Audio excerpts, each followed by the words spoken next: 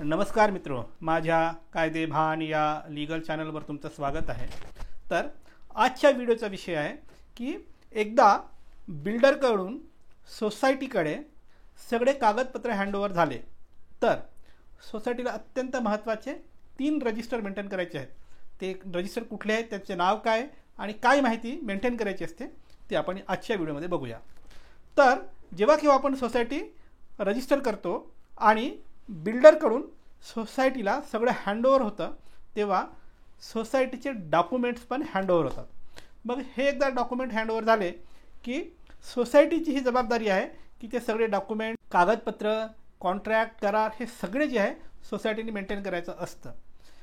त्यासाठी जर सोसायटी छोटी असेल तर काहीतरी छोटी मोठी अरेंजमेंट लावल्या जाते ऑफिससाठी, किंवा सोसायटी मोठी असेल तर एक छोटंसं सोसायटीचं स्वतंत्र ऑफिस असतं आणि त्याच्यामध्ये हे सगळे डॉक्युमेंट मेंटेन केले जातात।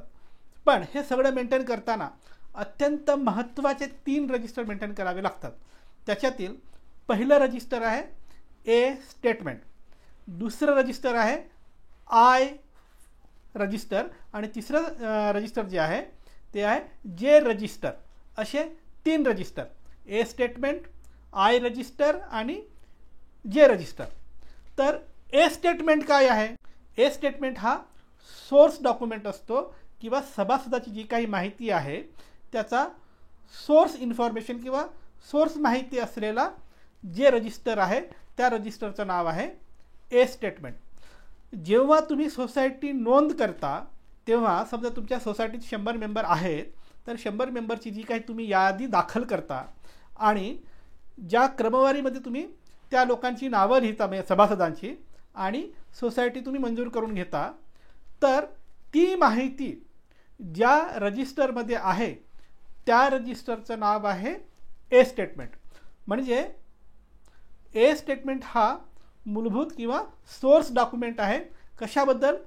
सोसायटीच्या सभासदांची माहिती, पत्ते, त्यांचे ईमेल ॲड्रेसेस, फोन नंबर या संदर्भाने जी काही माहिती असते ती माहिती ज्याच्यात आहे त्याचा सोर्स डॉक्युमेंट म्हणजे हा ए स्टेटमेंट नावाचा रजिस्टर। दुसरं जे रजिस्टर आहे त्याचं नाव आहे आय रजिस्टर। या आय रजिस्टरला रजिस्टर ऑफ मेंबर्स असं म्हणतात। तर या नावातच तुम्हाला दिसतं की जो आय रजिस्टर आहे ते रजिस्टर ऑफ मेंबर्स, म्हणजे त्या नावातच दिसतं की मेंबरची सगळी जी माहिती असते, इत्यंभूत माहिती आणि आजची माहिती, ती ज्याच्यात असते तो रजिस्टर म्हणजे आय रजिस्टर। मग प्रश्न पडतो की जर ए स्टेटमेंट नावाच्या रजिस्टरमध्ये मेंबरचीच माहिती आहे तर परत हे आय रजिस्टर मेंटेन करून मेंबरचीच माहिती का ठेवायची? त्याच्यात एक फरक आहे। एक तर आय रजिस्टरमध्ये जे काही मेंबरची आपण माहिती भरतो त्याच्यामध्ये मूलभूत फरक हा आहे की प्रत्येक मेंबरसाठी स्वतंत्र पान असतं। म्हणजे तुमची सोसायटी जर 100 मेंबरची असेल तर आय रजिस्टरमध्ये म्हणजे रजिस्टर ऑफ मेंबर्समध्ये प्रत्येक सभासदाचं स्वतंत्र पान असतं आणि स्वतंत्र पानावर त्याची माहिती लिहिलेली असते। हा पहिला फरक। मग दुसरा फरक असा आहे की ए स्टेटमेंटमध्ये जी नावं आहेत ती फाउंडिंग मेंबर्स किंवा फाउंडिंग सभासद किंवा सोसायटी जेव्हा तुम्ही फाउंड केलात, फॉर्म केलात, नोंदणीकृत केलात तेव्हाचे मेंबर्स आहेत।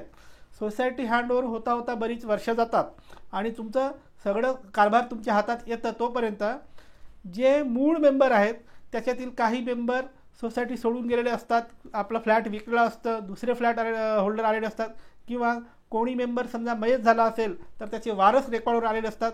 या प्रकारचे बदल झालेले असतात। तर असला काही बदल झाला असेल तर तुम्ही ए स्टेटमेंट नावाच्या रजिस्टरमध्ये तो बदल करू शकत नाही, तो तर सोर्स डॉक्युमेंट आहे। पण तिथून जी नावं कॅरी फॉरवर्ड झाली कशामध्ये? आय रजिस्टरमध्ये, तिथे मात्र प्रत्येक सभासदाचं स्वतंत्र पान असल्यामुळे आणि जेव्हा तुम्ही कॅरी फॉरवर्ड केलं तेव्हा वेगळं नाव होतं, नंतर त्याचा वारस किंवा त्याच्याकडून ज्यांनी विकत घेतलं त्याचं नाव आलं तर त्याच्या खाली त्याच पानावर जो वारस हक्काने आलेला सभासद आहे त्याचं नाव येतं।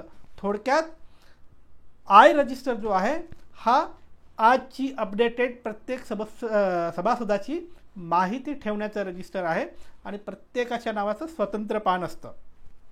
आता तिसरं जे रजिस्टर आहे जे रजिस्टर, त्या जे रजिस्टरला आपण लिस्ट ऑफ मेंबर्सचा रजिस्टर बनतो. आता ए रजिस्टर आहे, आय रजिस्टर आहे, याच्यातला फरक समजला. मग लिस्ट ऑफ मेंबर्सचे रजिस्टर का बरं पाहिजे, याच्यात काय फरक आहे. हा जो रजिस्टर आहे हा स्वतंत्र पान नसतात, एकाखाली एक आपण नावं लिहितो या रजिस्टरमध्ये. मग हे रजिस्टर मेंटेन करण्याची गरज काय आहे, कारण जे काही सभासद आहेत त्यांचे वेळोवेळी पत्ते बदलत असतात, मोबाईल नंबर बदलत असतो किंवा त्यांचे ईमेल आय डी बदलत असतात. या सगळ्यांची जी काही माहिती आहे ती आजच्या डेटला अपडेटेड पाहिजे. म्हणून या रजिस्टरमध्ये शॉर्टमध्ये आपण माहिती सगळी लिहून ठेवत असतो.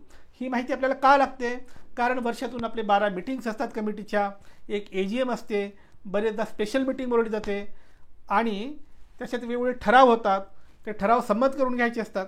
हे सगळं करताना सोसायटीच्या सभासदांना आपल्याला इन्फॉर्म करावं लागतं की हा अजेंडा आहे, ही मीटिंग आहे, हे आम्ही ठराव पास केला, हे मिनिट्स आहे, ते सगळे कन्फर्म करून घ्यावं लागतात. अशी बरीच कामं असतात. त्याच्यामुळे सगळ्यांना वेळोवेळी प्रत्येक मीटिंगसाठी नोटीस द्यावी लागते किंवा मिनिट जे आहेत ते कन्फर्म करून घ्यावे लागतात.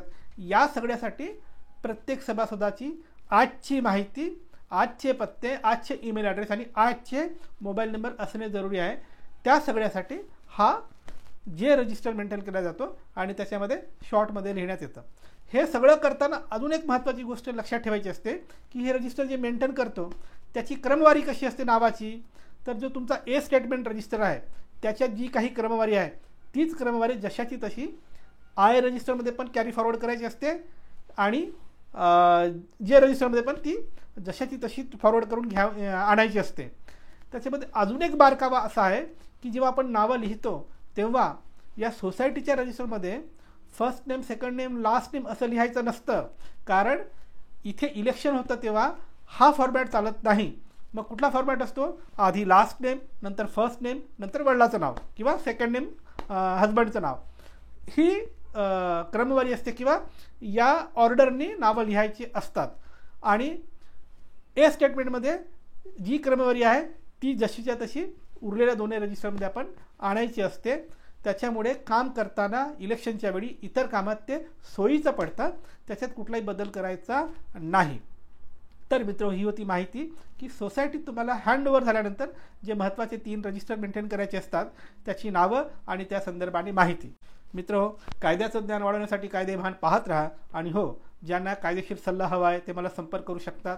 माझा नंबर तुमच्या स्क्रीनवर दिसतोय, पण थेट फोन करायचा नाही. तुम्हाला जर काम असेल तर नाव, गाव, जिल्हा आणि केसची माहिती लिहून व्हॉट्सॲप करा. तुमच्या केसमध्ये मेरिट असेल तर आम्ही तुम्हाला संपर्क करू आणि सल्ला देऊ. बाय.